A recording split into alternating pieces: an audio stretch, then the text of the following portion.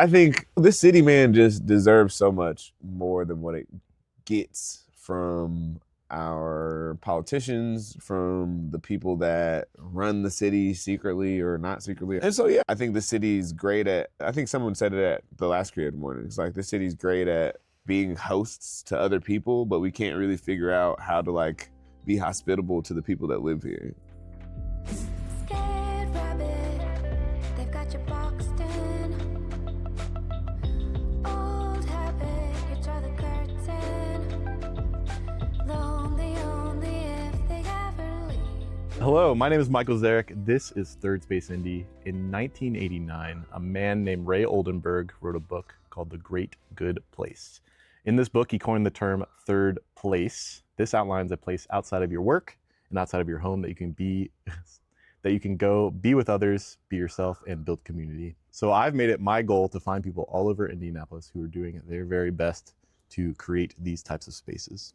Today, I'm joined by somebody who I came across by pure chance, sort of, showing up to a community event called Creative Mornings. He was the key speaker that day, that month, and he said a few things that really captured my attention as somebody who is deeply integrated in community in his own way. He's a musician, a DJ, somebody who's building Black joy here in Indianapolis. Definitely. And somebody who is really proud to call himself a Hoosier, I think, right here in Indianapolis. Yeah, you got it. So today I'm joined by none other than Nigel Long, DJ Grapevine.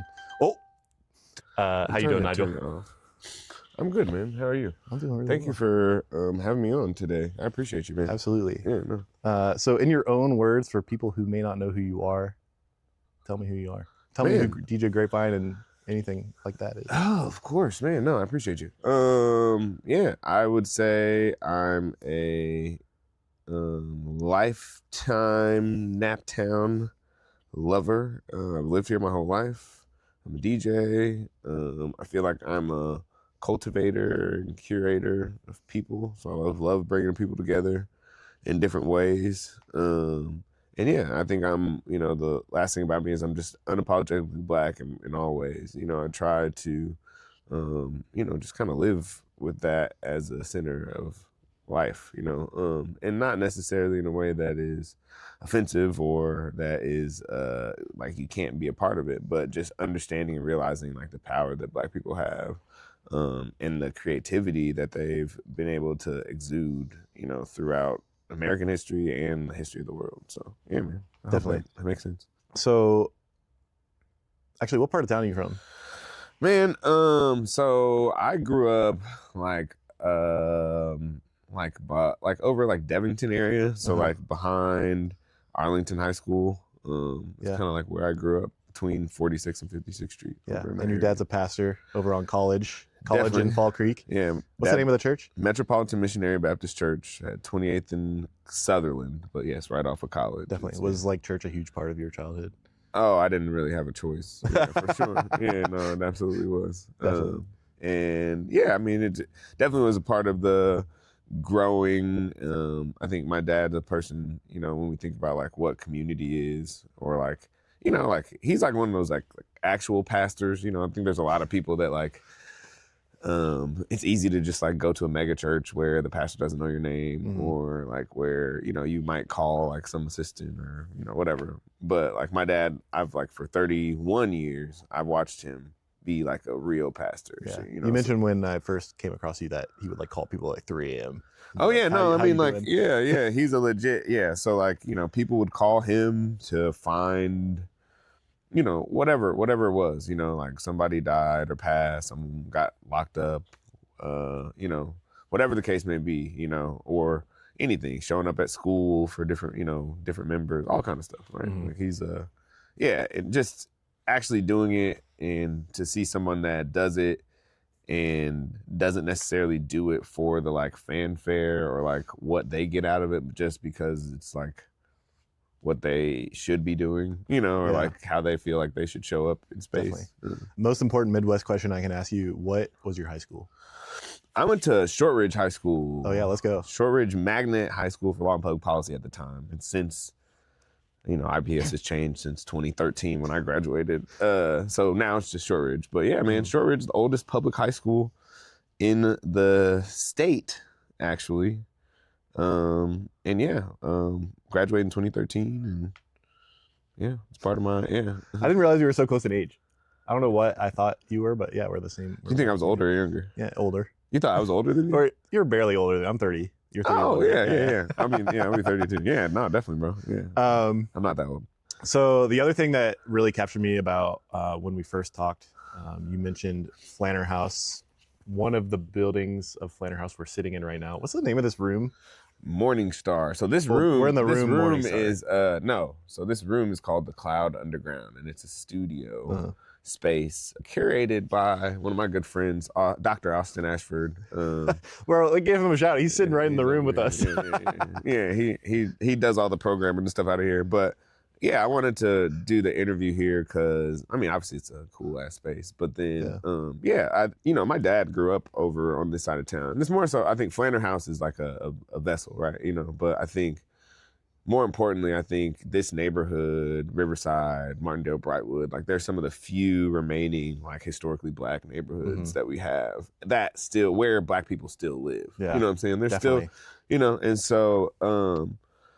Yeah, I mean, my dad grew up over here. I still have family that lives in this neighborhood, and so it's always been important to me, to not only just be here and do different things within the community, but also do things to try to attract and bring younger people to this neighborhood just to see the value of it. You know what I mean? Like we deserve things and places where we can gather and have fun and be safe. Yeah. And so, yeah, Flanner House for the last 5 years has been the home of Grapevine, which is like one of the signature events that I do through Sound Off. But yeah, it's a First Friday event. It started as like me just like wanting to DJ, really. I think that's such a funny like origin story. You're like, man, I need to make my own DJ gigs. You're like, how do I do this? And you do it in the hardest way possible, which is just like make a massive community event. It didn't. And it start probably out didn't as start massive. Yeah. It was honestly, it was. Man, like I said, I wanted to DJ. I always have had an affinity for like local hip hop music here too, and always have felt like it's, especially during that time, it felt like it wasn't getting the shine. Like obviously we have things like Treese, but that happens once a year. And so I was trying to work through how to like get local music in front of people, right? Also didn't have anyone banging down my door to book me to DJ. And so I was like, all right, like let's do something where, all right, like no one's gonna come see me DJ. So like if I tell people to come and sell some of their stuff, you know what I mean, around here, then like they'll bring their friends. And so it kind of really just kind of transformed from there. But it was like really born out of like, this would have been like September of 2020, like late 2020. So like people were just starting to get back outside. Everyone was still masked, still wearing masks, still doing social distancing. But this was like just kind of an opportunity for us to like decompress, take a break and breathe, but also giving people an opportunity to sell their products and things and art. And, so yeah, man, but this neighborhood, Flanner House, Brandon Cosby, the executive director here was my high school principal, so he was one of my principals in high school. I didn't know that. Yeah. So it made it very easy to come and like do things, and then also just having an affinity for this neighborhood. So when you talk about the sort of disinvestment of Black neighborhoods or lack thereof, disinvestment implies there was ever an investment, I guess. Yeah.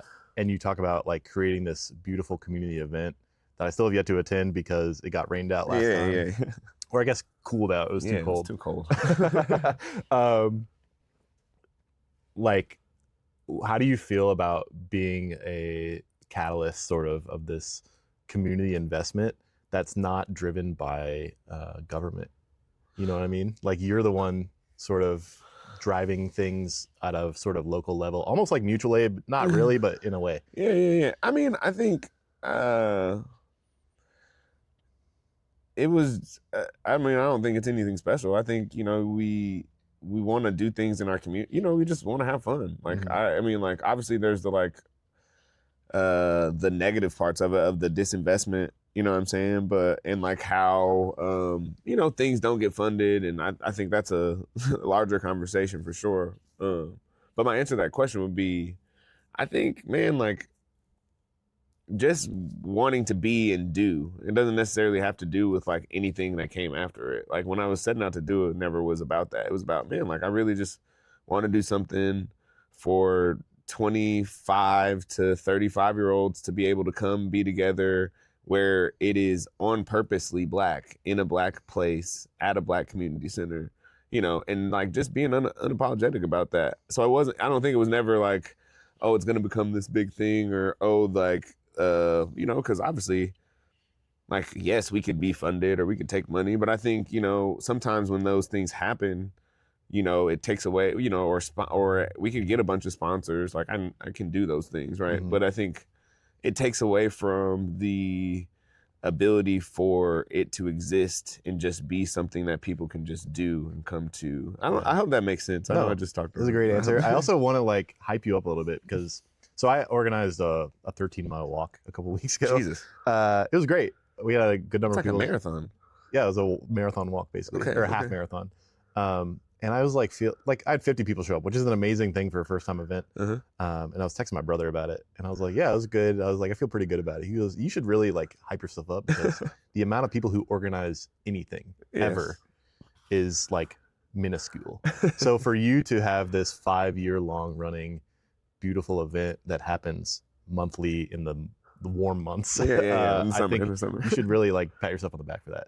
Whether or not you feel like that it's successful or not, but I personally feel it is. No, it is. Yeah. I mean, it is. I think it's just, I think like some of these things like feel like though, they're just what you're supposed to be doing as a creative, as a person that cares about community, as a person that enjoys innovation and cool shit. Like, you know what I mean? Like I'm a DJ, right? So it's like, yes, there's this community mindset, right? Or that's the backbone that definitely I got from my dad. But like, there's also this like, just person that, you know, just wants to create cool experiences for people to be able to come enjoy. And so like, yeah, like it, but it's fun. Like bringing people together is one of the things that brings me so much joy. You know what I'm saying? Like, and just, you know, there's always those moments at each event where, you know, you can just walk around and like kind of see just things, people, you know, doing their thing, buying stuff, selling stuff, people listening to music, people dancing, you know, like when it's like, okay, we've got to this point, and no matter how stressful it was, but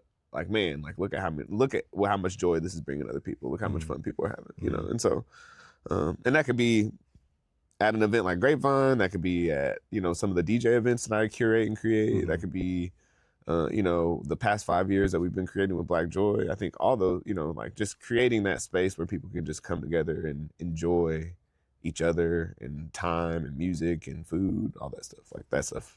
Yeah. There's a sound that I love, which is, I don't know that I can describe it well, but it's basically nondescript talking, but like loud. When you're in a space full of people who are having a good time, that is just like an overwhelming sound of conversation that I like really love, and I think that's probably something that gets you going too. Absolutely. Yeah. That's interesting. I want to talk a little bit about music because you are a DJ. You talk about being interested in the local hip hop scene. You named yourself DJ Grapevine partially because of your grandfather and talking about his influence on your life. So like maybe go back to the beginning, like how is music integrated into your life, and then how are you sort of carrying that out now? I mean, yeah, like this is a long answer, but bro, we got time. Nah, I think music's just always been, you know what I'm saying, a core part of my life. Like I played the drums at church from like as young as I can remember, like maybe 5 or 6 or 7. You know what I mean? Like in that age. You get any drummer boy jokes?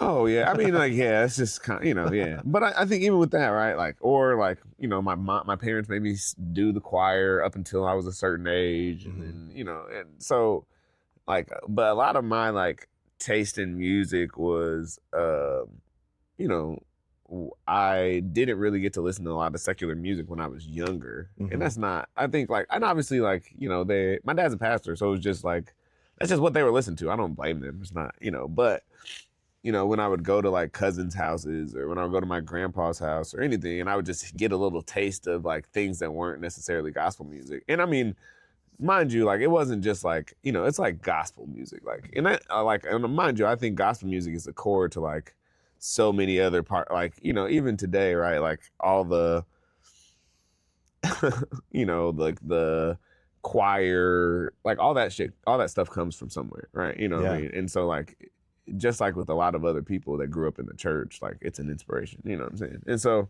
but I didn't necessarily get to listen to a lot of music. I would have my cousins, one of my cousins, Dominique, she would burn me CDs that would have like LimeWire. Yeah, man. Like, wait, didn't you say that your grandfather learned about LimeWire from you? Yeah, he did. I taught him, yes. Well, I tried to teach him how to use LimeWire, and then I ended up but one of my cousins would always burn me CDs, and so that was like the first like hip hop. My dad used to always like, the only non-secular music that he would like listen to was like Run DMC and like the Sugar Hill Gang. So like like those were and that's not like, again, that was just what he grew up on. And so but then I had a cousin that would burn me these CDs, and I would just get to listen to, hip hop, fell in love with hip hop.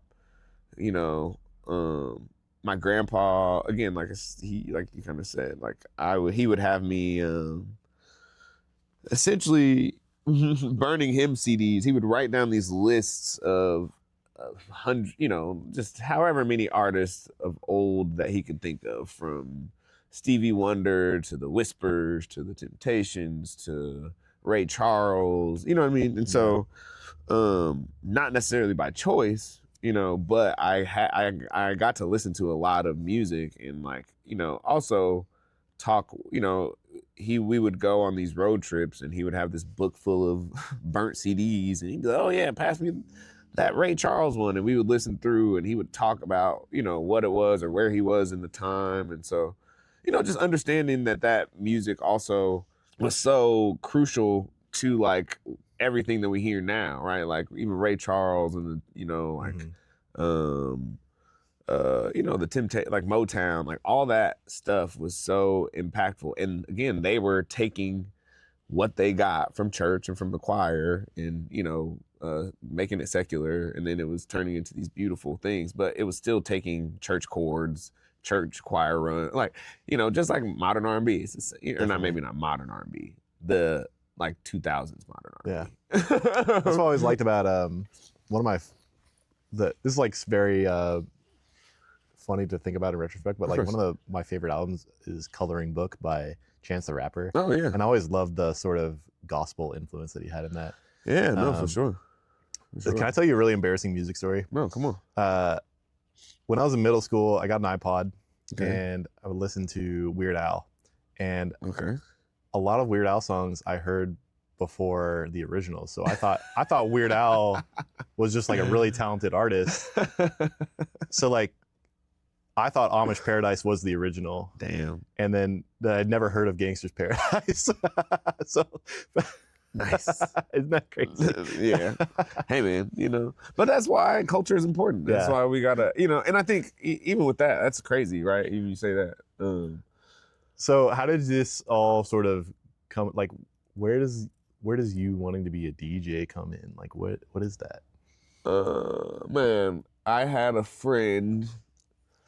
I've always wanted to like do something with music. I've managed a couple of my friends that were doing music, that were artists, that were rappers. I've always just been around it, and I've always had a passion for it. Even back to like high school, I was like doing talent shows. You know what I mean? Like, and so I've always just wanted to be doing something. I knew that I wasn't the like rapper or the singer per se. You know what I mean? And so,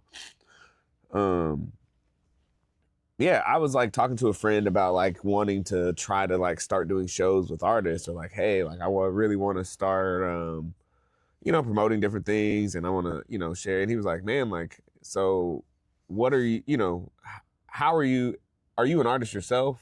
And I was like, no, I'm just wanting to do shows. And like, well, and he was like, well, if so you're not like really a promoter, basically. Yeah, and he was like, well, if you're not an artist yourself, you can't, like, you'll never, like, you're just taking advantage of people at the end of the day. And I was like, damn, like that's not what I want to do. Like I'm just trying to help. Like, you know what I mean? I just want to be, you know, there's not enough live music happening in the city at that time. And this was 5, 6, 7 years ago at this point. And so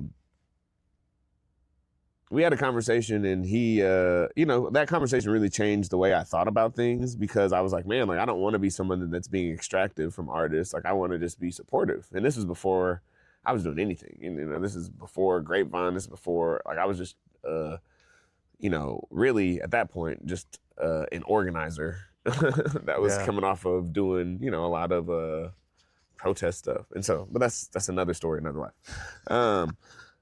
And so we had that conversation, man, and it was really cool because after that conversation, he was like, bro, you should be a DJ. Like you know all the artists, you know all the music, like you want to share it. Like you should just like share it in this way. Like you can put it together and then you can share it. And I was like, oh dang, it really changed. And then he also, so you're kind of doing the promotion aspect of. I wasn't doing like, anything. Well, what I'm saying though, like let me get trying. there. You're doing the promotion aspect that you're seeking of like, hey, I want to highlight these artists, but rather than gathering them truly in like a space to perform, you're like, oh, I'm highlighting them through my work, my DJing. Okay. Exactly. And so then he paid for me to do like my first like in maybe 6 months or something, or my first session at Decademics, you know, and it was like, hey, like, you know, if you really want to do this, like I can't buy you the equipment, but like, look, go do Decademics. Nick's cool. That's how I met Nick, or DJ Metronome.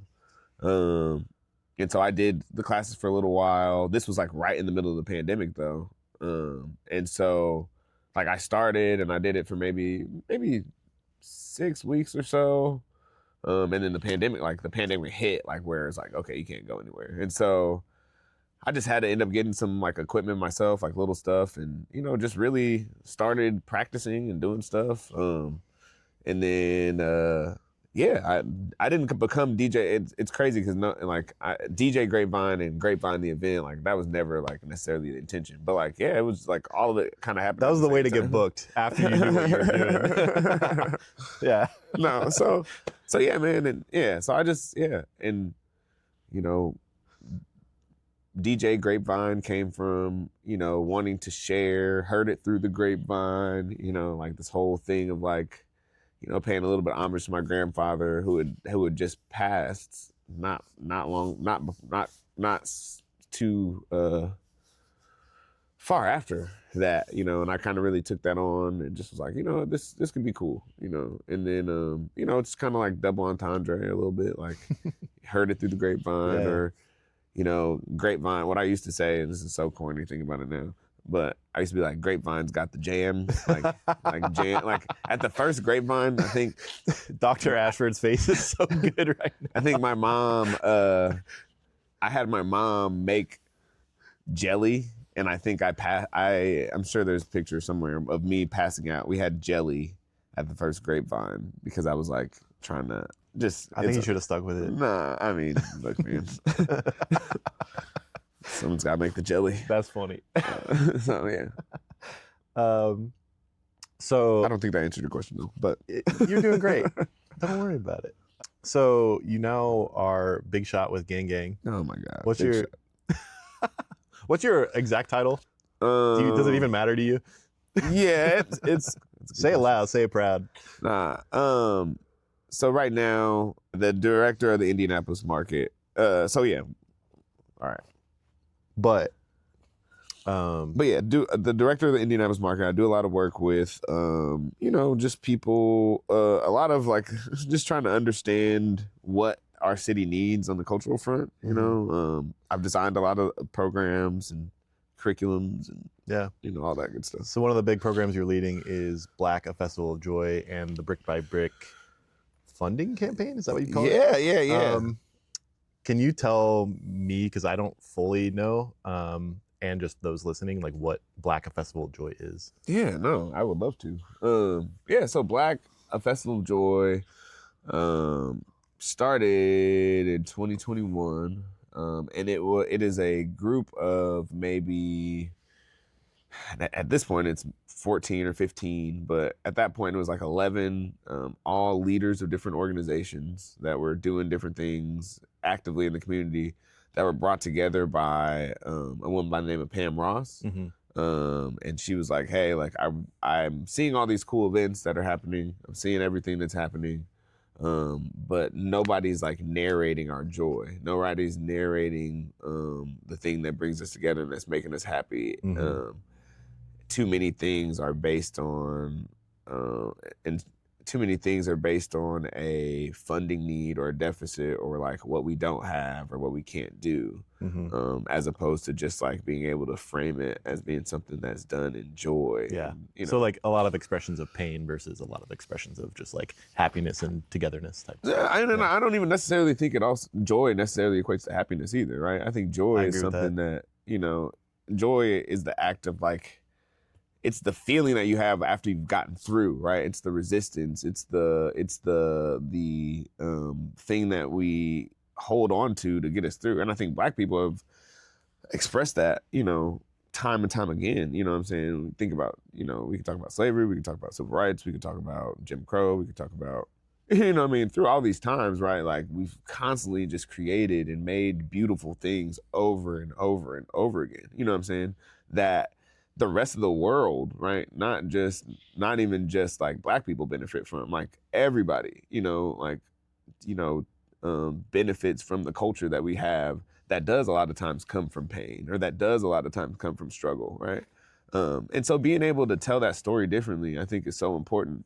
And being able to narrate that experience, not just as like, yes, it's this event and it's this beautiful thing that happens once a year, but Black joy happens everywhere. It's been happening in Indianapolis. I mean, it's been happening everywhere, but even in Indianapolis, right? Just specifically here, right? Like 1955 when Addicts won the state championship, the first ever all Black state championship, you know, in the country. You know what I mean? Like it happened during Black Expo, right? Like in those years where this was a thing where people traveled from around the country to come to Indianapolis to experience Black togetherness. You know what I mean? Like we've always had these things going on. Yeah. And I think just, I mean, you could even go further back and talk about Indiana Avenue. Oh my and God, the yeah. prime time of like jazz culture here in Indianapolis. there's so many stories and iterations, right? And so this is really just trying to like encapsulate that feeling, show it as an expression at the event, but then how are we continuously kind of narrating all of that? You know what I mean? So what is the event exactly? Is it just a day of, is it like a bigger grapevine? No, I mean that's an interesting way to describe it. No, I would say it's more of a festival. Grapevine, I would say, is like a kickback. Grapevine's pretty chill. Black Joy is a festival, right? Like, so we've went from in 2021 having 1,500 people to all at, and this is all at Riverside Park, right? Yep. All at the Taggart Memorial, which is a $9 million city investment that they put into our neighborhood. You know what I mean? And I think it was important for us to make sure that we're hosting this festival where we're bringing so many people together to celebrate Blackness at a place that at one time we weren't even necessarily allowed to even be in, you know what I mean? And so, Because isn't, not to belabor the point, isn't Belmont Beach sort of the foil to Riverside Park in a way? No. Well, the foil. Yeah. When you talk about like, oh, they weren't allowed here historically. Yeah. Belmont Absolutely. Beach is like where we were. Yes. Absolutely. I mean, but you got to think, no, when I'm talking about that, I'm saying like Riverside Park had an amusement park at one point in time. Definitely. You know what I mean? And Black people could only go on Sundays, you know? And so for us to be able to show up 10,000 deep in this place where we do live all around, you know what I'm saying? And that is a community asset, you know what I'm saying? And that is a city resource. Like, absolutely, we should be able to use that and to celebrate, you know, the thing that has kept that neighborhood together for the last 30 years, you know what I'm saying? And so, yeah, man, I think, you know, being able to be in the space, right? And again, like there's 10,000 plus people having fun, being safe.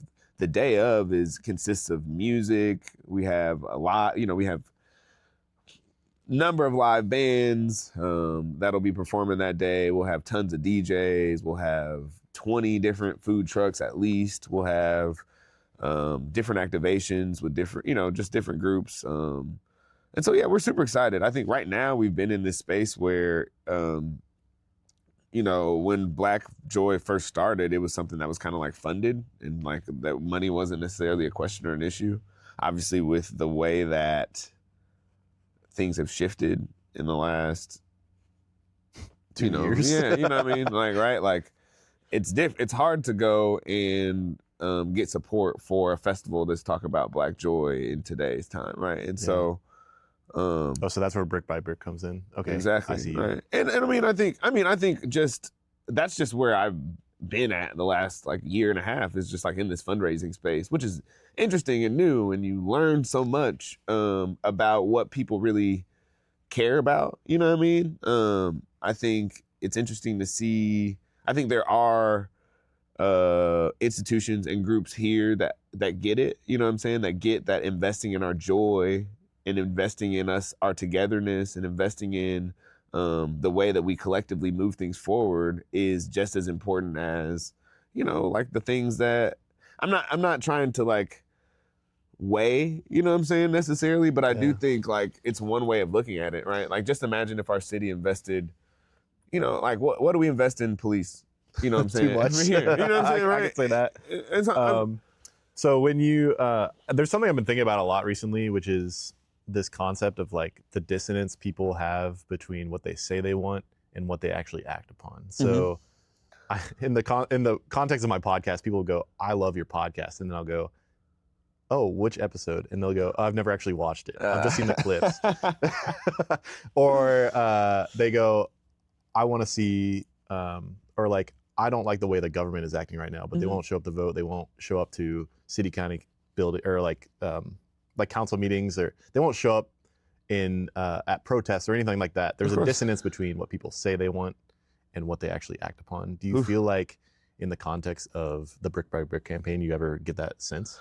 No, I mean, I think that it honestly flips that all on its head, right? Like, and in my mind, right, like it gives our community a chance to kind of break away from being beholden to sponsors, funders, philanthropy in a way, right? Like it's like saying like, hey, like our community can come together and raise this amount of money. Last year was our first year doing it, and we were able to raise $13,000 just with people that are in community, with people that support, with people that want to. And that's not just the like brick amount, the like $250, $500, those are $5 and $10 and $20 supporters that are coming through and saying, hey, like this is what I have, and I believe in what you guys are building. Just like a political campaign almost, where it's like, oh, I'm just giving you what I got, basically. Yeah, but I believe in what you're doing. Yeah, because I mean that's the thing is, if at one point in time, like institutional support divested from what it was that we're doing, and so the Brick by Brick campaign is our opportunity for the community to say, no, we want this to continue to happen. This is how we support it. And alongside of our community partners and sponsors and funders, like the community now has ownership over it. I think Indianapolis has a huge problem with philanthropy subsidizing things that we want to see, right? And it being an afterthought, or it's very decorative on how we treat arts and culture, right? Yeah. It's the last thing on the budget, what I mean? But I think about that in the context of like journalism. Like I feel like journalism as a subset of career is like really struggling right now, but you have things like Mirror Indy, which are now community supported, so they can do strong work that really tells what the true story of the city is. Exactly.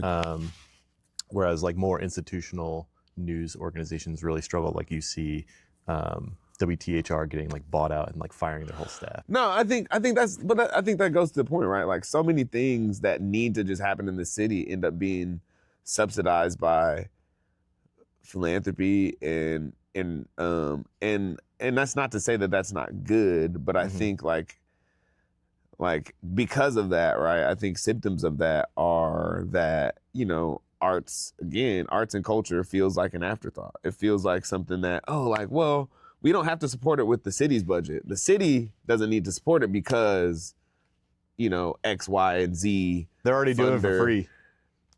So why do we need to throw money at them? Well, and I don't even think it's about doing it for free. I think these things are supported. Like there are foundations and money that's here, like some of the largest in the world. Like Indianapolis has more nonprofits per capita than any other city. You know what I'm saying? You know what I mean? And so what I'm trying to get at is like, how do we change the community's mindset to say, like, we can't wait on people to give us the resources that we need to do the things we need to do.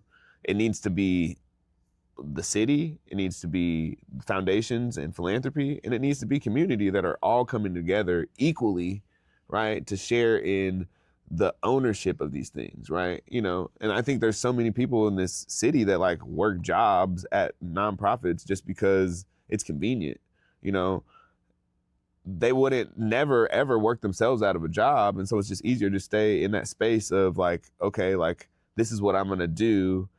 And I'm not saying anybody in particular or specifically. I'm just saying, totally like agree. That's the mindset of the city, right? Yeah. And so instead of us like trying to solve the issues that we create all these nonprofits to solve, like there's just more and more people, and then the resources get more and more disparate, and the resources get more and more diluted because everybody has an idea on how they could fix something, as opposed to us coming together to create unified causes to, you know, get the things that we want out of our city, out of the nonprofits and the philanthropy that exists, and then also out of, you know, like our community to also have accountability over it too. Yeah. You know what I mean? Yeah, no condemnation of the individual. It's just like the systems we exist under definitely support that idea of like charity work as a replacement for actual community action or actual government action. I know, I got you. It's crazy. You're gonna get me going.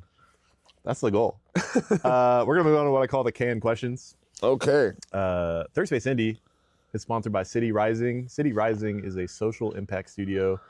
Most recently, they implemented an eviction data dashboard that looks to highlight and reduce the impact of the 30,000 evictions, mostly affecting Black and Latino women, Indianapolis faces every year. Shout out to City Rising. Learn more at cityrising.org. City Rising is sponsored. Shout out to City Rising. Yeah, shout out to City Rising. City Rising is sponsored a question, which is, what is a third space or place to you? It's interesting. I think like maybe like 3 years ago, this wasn't even a thing that people were thinking about. It's definitely a in vogue young person, like millennial question for sure. I'm with it. No, I'm rock with it.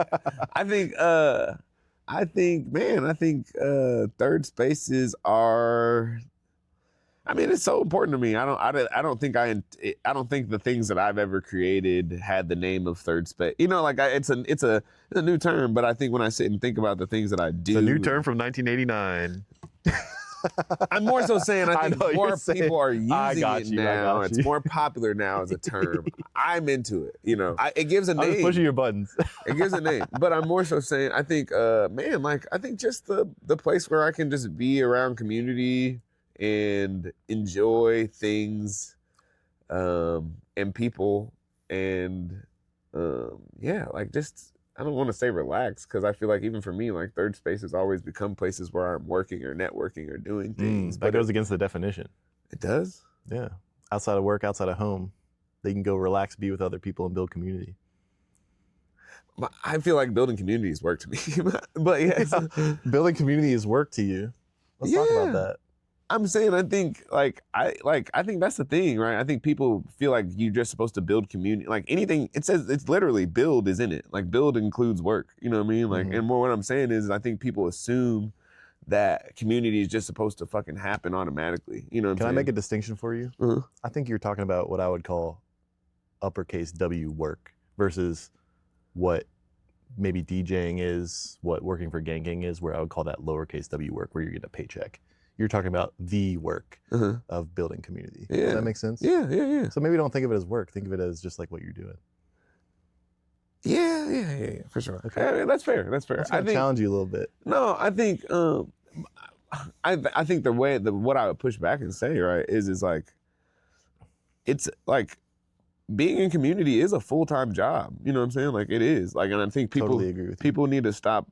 Like, yes, we can have places where we come together and gather and relax and do things, but like that can't be the only place where we come and gather and relax and do things. Like even just raising our conscious level, raising the way that we view things, like, you know, like, and so I that's my challenge, right? It's just like, it's work. Like, I don't like. You think it's reductive to have a space that you can just go and sit and chill? No. I think that is great, and I think it's fantastic. Mm-hmm. But I think even within that space, someone is doing work to create that space. Yeah. You know what I'm saying? And I think that's the part that doesn't get recognized as work. Definitely. The capital and lowercase. You know what I'm saying? And where's the place that that you most recently felt like true joy?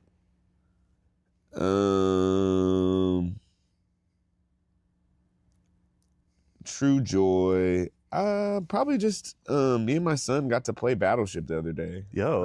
Super analog. Who won? Of course I did. Oh my god. But no, we got to play Battleship. That was really fun.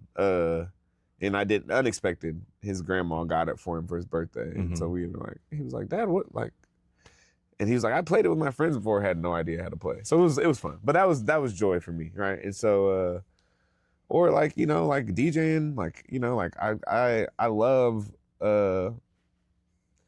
making people, like, when people are having a good time, like, that makes me happy, bro. You know what I'm saying? Like, when people are like turned up, when people are like, woo, singing at the top of their lungs or dancing, you know what I mean? Like, no one's watching, you know what I mean? Like, I think those are the moments, you know, like, those are moments that bring me joy, you know what I mean? Yeah. Can I give a plug to Dr. Austin Dean Ashford? Oh, yeah. Last Friday, we attended what he did, which was rap monologues. Bar exams. Bar exams, but yes. Rap monologues was a part of it. Yes. Right? I walked in late, I will say, but the moments that I did see, don't give me a thumbs down, the moments that I did see were moments of just like pure excitement and what I would call joy of just seeing people perform. For those who are listening who may not know, the Rap monologues portion that I attended was people performing hip hop or rap songs as a stage play as opposed to the actual song itself, and like seeing people morph these lyrics into something new was like really interesting and exciting. And like you could see that the crowd was getting really into it, like when they recognized what the song was and they like would follow along with the play or the performance. I think it was really neat. And I think when I think of it, and just to shout you out too, I saw you sitting in the crowd, not working, sitting and enjoying yourself. I was still recording, my man. I'm just kidding. No, that's my lie, because you told me how come I didn't perform. I was trying. I did. No, and I think even for me, right? Like, yes, I agree. There are places where we don't need to work. I'm just point proven, point driven. I'm just giving you a hard time because I think right. It's important to be able to. Have you ever heard Rest is Resistance? Yes, yeah, the complete opposite. I think sometimes, yeah. I don't think you get a choice sometimes. No, I don't. But it's fun, man. I could not imagine doing anything else in life, bro. Like I mean, like just even when I think back to Shortridge, I went to a super conservative school, college. I went to Taylor University for a little bit. Oh, okay. That was interesting. You know what I mean?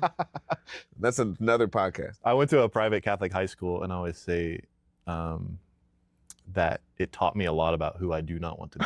Oh, yeah. 1000%. Yeah. And so, man, I think there's just so much, man, and like to do. But I wouldn't want to be in any other position than what I am now. Like being able to have being in a spot where I can help artists and creatives and people do the things that they want to do, and you know what I mean, like have fun. Like I'm like, my dreams are coming true too. Like yeah. Every DJ wants to DJ to a room full of people, and if you can do that, you know what I mean. Like, when's the next time when's the rooftop in Fountain Square? When's that? Man, so I'll be doing that on first and second Saturdays. So we'll have for the whole summer. All summer, bro. That's fire. So we'll have like R&B and you know, like just open format, like just dope music on first Saturdays, and then second Saturdays we'll lean more into like house music, and not just like that like weird. I know what you're saying. House music, but like Yeah. real house music. From You ever Chicago. watch Boiler Room? Yeah, so yeah, that yeah. type of stuff. Not quite. That kind of No? goes too far sometimes. Yeah. I'm more so saying Boiler Room is cool, but they be having some whack niggas on there, bro. they I don't know. I'm saying like real house music, like Frankie Knuckles and Okay. and like Ron Trent and like there's just a lot of dope house music. I'm thinking about Chicago. I'm thinking about Detroit. I'm thinking about Baltimore. I'm thinking about Stuff to hang with. yeah, man, stuff to got be you. cool, not the like that shit's. You're not trying to terrible. get sweaty. No, man, that shit's terrible, bro. I want to get sweaty. I want to dance. No, I want to dance. We're going to dance on Saturday. We're going to dance. I'm more so saying, Sorry, I think the phrase "I want to get sweaty" is really funny. yeah, no, yeah. I mean, but we're gonna dance, man. We're gonna dance. Okay. But just not like the. Okay. My wife and I will pull up sometime. Pull up. Trust. It'd be great. Follow-up question to the previous canned Sorry. question. No, we're flowing. We're flowing. Follow-up question to the previous canned question. Yes. What is a third space or place that has existed for you previously that no longer does? Think hard. Third space or place that doesn't exist. And that can be metaphorically or physically or emotionally, whatever way you want to take it.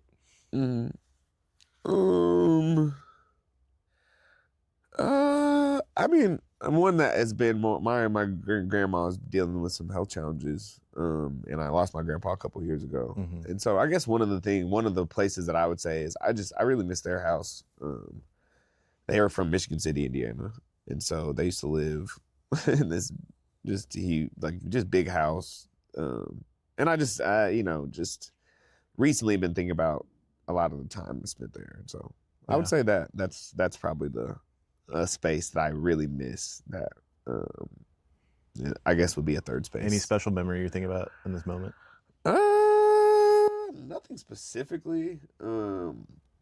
Just the they have like 5-7 grandkids, so just all of us being there. Yeah. Family. My grandma had a beauty shop in her house. Oh, for real?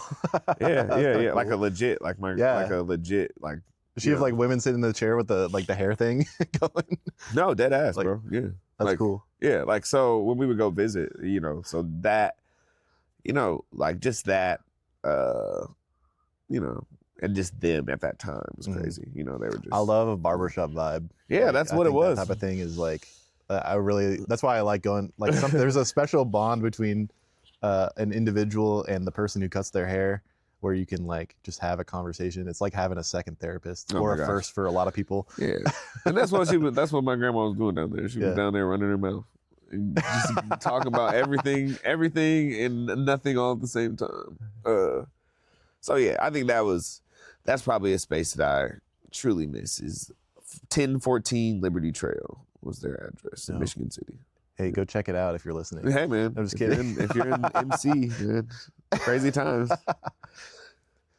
Don't pull up unannounced though. Something might happen. Yeah, they don't live there anymore. Oh, okay, sure. cool. I don't know who does. So no one lives there. I don't know who lives there. Don't pull up. Were your grandparents like? So when I think of my grandma, I think both of them really.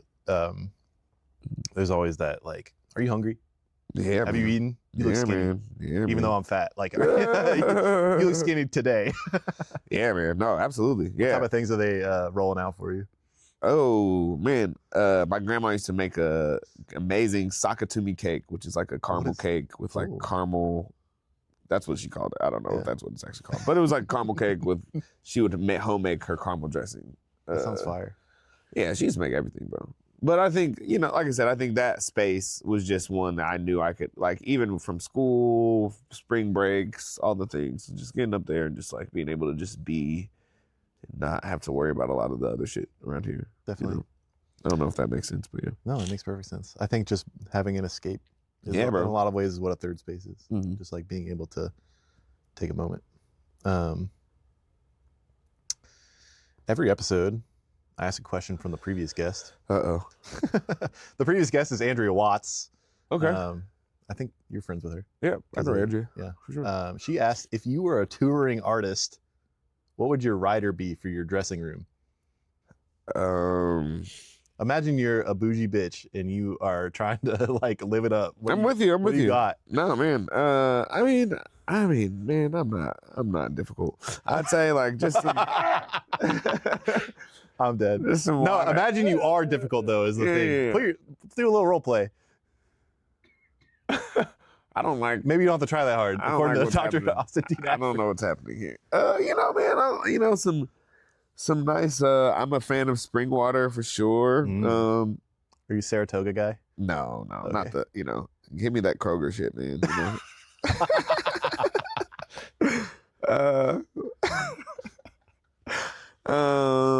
I think I love like sour gushers, Ooh. sour gummy bears. Have you had? Okay, I gotta ask because Trolli? I haven't had them yet. But so you know the Nerds gummy clusters. Yeah. They make Nerds gummy clusters with like gusher filling. Oh, that feels like it'd be a little bit too much. Like Too many- the gusher filling is like enough. I just haven't had tried it gushers yet. last night. Oh, for real? Yeah, that's what I'm saying. Like sour. Yeah. So that sour cream and onion Pringles probably. Oh. Bold Chex Mix, but like the old flavor, not this new shit that they have now. Have you seen? They have like a new mix of the bold, and it's terrible. That's really funny. Yeah. When I go in the snack aisle at the grocery store, I go, "This shit's too expensive," and I walk out. That's how it is right now. It is. But yeah, those are, I think that, I What am about, a like, what do you- avid cannabis advocate. Yeah, I think that's reasonable. Oh, so my mom works for Texas Roadhouse. Oh shit. So those rolls? Yeah, she works in the corporate office. Oh. She like works. So not rolls. No. She works in the kind of in a way. Oh, because Louisville. You're from Louisville. Yeah, I'm from Louisville. So that Texas Roadhouse was made down It's- in southern Indiana, right? Mhm. In the Green Tree Mall in what's the city down there? I can't remember. Not New. it's Is it New Albany? New Albany. I think you're right. Or Jeffersonville. I think it's I think Jeffersonville. it's Anyways, one of those southern Indiana so places. she works for Texas Roadhouse and she's in the marketing department. So every year they have like a big conference where they get like a big name to perform. And a couple years ago they had Snoop Dogg, and she was like, "Yeah, I couldn't like." She was like, when I would go in the backstage, like it was cloudy. Hey man, it's a good time, man. I think that was funny. We're gonna be there one of these days in Indiana, right? What do you mean by that? Like in terms of the artist showing up or the legislation? I think the legislation. Okay. I mean, I think it's something that should happen. I think at this point, like, I think when you're we're- surrounded on all sides by people collecting Yeah, it tax doesn't dollars, make you're sense. failing. It makes zero sense. Yeah, definitely. So, yeah. Yeah, shout out to Mitch McConnell, Turtle. Go away. Yes. Sorry. Do I get to ask a question to the next person now? We're not done yet. Oh, sorry. I didn't know. I didn't Well, know we if you... can. Or No, we're about keep to be going. done. We're about to Keep be going, done. keep going. No, I was more so, I'm You do- excited yeah, to that's- ask a question. Yeah. Okay. I don't know what I'm it's gonna excited for be. you to ask a question. You I don't see- know what because it's you're excited. Is there actually? That's pretty much all I have. But is there anything else you were thinking about? You wanted to chat on, or what you got on your mind, on your heart? No, I mean, I think, man, just thanks for having me. Seriously, I don't really. This is uncomfortable for me personally. I would just rather do things in the background and nobody. Sounds like you're working too hard. Hey, man, I have some. Yeah, I think this city, man, just deserves so much more than what it gets from our politicians, from the people that run the city secretly or not secretly. I don't know.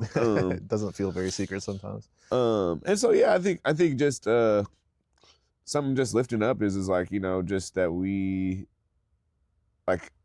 I think the city's great at. I think someone said it at the last Creative Morning. It's like the city's great at being hosts to other people, but we can't really figure out how to be hospitable to the people that live here. And I think that's just something that has really been a driving thing for me. Like a lot of the things that I'm creating and doing is I think our city deserves to have like great experiences. They deserve to have things and dope things in neighborhoods, not like that. We all like nobody lives downtown. You know, I mean, like Yeah, I know what you're saying. you know what I mean, like, but like there's Not where the things are happening. not where any of these things are happening. You know, I think Final Four was great. I think every conference that we have is amazing. I think we did great with the NBA Finals last year. Mhm. But I think, the city just continues to be like a tale of two cities in some ways. Mhm. And I think that's just, as someone that's like been a part of so many things, I think that's a part that just feels frustrating still. Mhm. Is that it feels like that when we talk when certain people talk about Indy or Speed City or whatever, like that's a different place than like Naptown or like where, and I think we just need to do a better job of making it more consistent. I think we do a great job when the race comes, you know what I'm saying? We do a great job when all these people come from out of town, but like how are we showing up for the people that live here Yeah. and that What are you doing that in make between? make these big things happen. You know what I'm saying? And how much is the city benefiting from all this stuff? Mhm. You know what I mean? Like, Yeah, definitely. and I think that's just like outside of like the economic impact shit that only really is for a couple, like for certain people. You know what I mean? Like if you, so I don't know. That's my final thought. Put a stamp on that one. Well, thank you. I appreciate you sharing so much with me. Last question, which you Okay. already picked up on. What question would you like to ask the next Third Space Indy guest, who's not scheduled, so I can't tell you who it is? What would I like to ask a person? I got asked about a writer. I think I'm gonna ask person if they had to pick a genre of music, a subgenre of music that represented them, what would it be? So you're like going like I'm like So, like, screamo death metal. Yeah, like you gotta psycho shit. Like, you gotta know what I'm add saying? some Add some- adjectives to that. Like not just like, oh, I'm rock and roll. It's like, no, like what kind of rock and roll? I see you. Or what kind of, Great question. what would yours be? I'm glad you asked me. Let's think. Man, I'm riding high on like folk and bluegrass music right now. Okay. Tyler Childers is my, Pikeville, Kentucky shout out. I'm not mad at that. A man of the people in a lot of ways, goes back home and performs free concerts a lot. And so when I think about like the type of music that really drives me, something about a banjo like really lights me up. It's like the most white boy take I've ever got. Well, no, listen, when I moved to Arkansas, Something about a banjo lights me up. It's a crazy line. when I moved to Arkansas and I first got like a big boy job, my first paycheck, I went to buy a banjo. Oh shit! Did And you learn? Fuck no. I really need to do it, but it sits there and stares at me. My So wife, you still have it? yeah, it's in my room every day. Yeah, I think about it a lot. It's just there's I got ADHD brain. It's hard to like sit down and do Oh, I understand, brother. that. Yeah, banjo's like kind of like tough. So to answer your question, I don't know how to describe it necessarily, but something to do with like, like I'm really in this realm of like thinking about how to educate people about the city they live in, Mhm. the cool people that exist within it, and like how to steer the ship forward Of course. in a successful way. So I don't know what that answer is necessarily, but something in that bluegrass folk realm. I'm with Like you could call it like a bluegrass sea shanty. Steer the ship. That's what I got. you. I'm with you. Hey, man. Honest answer. Nigel, thank you for coming on. Thank you, man, for making some time for me. For those who are listening, where can the people find you if you want to be found? Yeah, you can follow me, DJ Grapevine 317. Is it DJ Grapevine period 317 or is it all one? It's just it's DJ Grapevine 317, and then there's if you want to follow Grapevine, if you want to follow Sound Off Nap, that has a lot of my different DJ events that I collaborate with different DJs on. Grapevine dot 317 Oh, is there we the go. Grapevine That's what it was. event. Got it. And so that's like our flagship event that we do all every first Friday, May through October. We'll be kicking off on June 5th this year. So yeah, come check us out. We got a lot of stuff going. Soundoffnoptown.com also. We got a show with Maxie coming. We got a bunch of stuff. We have like so much shit coming that it's insane. I should do a graphic and send it to you. And then do you want to shout out Brick by Brick at all? Oh my God, yeah, no. So that's the thing. Black Joy is July 11th this year. You still have your opportunity to purchase a brick until June 1st. A legit brick. Yes, You can carry it across the street so you can keep yourself safe. It is a legit brick, commemorative brick that you can get that'll have your name on it, brick by brick fund. And don't just think about that for a personal person, like, right? I think like this can be something that can be a group of people getting together to do. I think it can be something that is a family. It can be from your job. It can be from your school, whatever it is, right? Organization, fraternity, sorority, blah, blah, blah, blah, blah, all that stuff. You know, we can, it's going to take all of us to continue to build something that's going to last for a long time in the city. And I see Black Joy as being something that we're at the beginning, you know what I'm saying? And I think we have so much more work that we can do to continue to make this event bigger, but then also continue to start to move things forward for Black people in a specific way that's through the lens of joy. So support Brick by Brick. Support Third Space Indy. Bang. That's what's up. It's dope. Hey, thanks for watching or listening to this episode of Third Space Indy. You can find me by going to Third Space Indy on Instagram or by going to thirdspaceindy.com where I put the show notes and a blog. Thank you so much to City Rising for sponsoring the podcast. And thank you to Proformus. Proformus is an urban planning and design firm that helps neighbors and communities shape the places they already love. Based in Indianapolis, they're here to help you make your place happen one block at a time. Yeah, shout them out. And thank you, as always, to the local artist Jennasen for allowing me to use your song Scared Rabbit as the intro music. Thank you once again for watching. See you in the next one. Goodbye. Peace.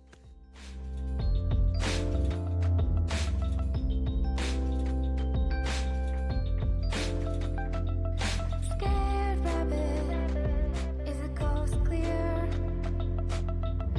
Go grab it, you're gonna starve here. On your bed of death with one regret, what you never said.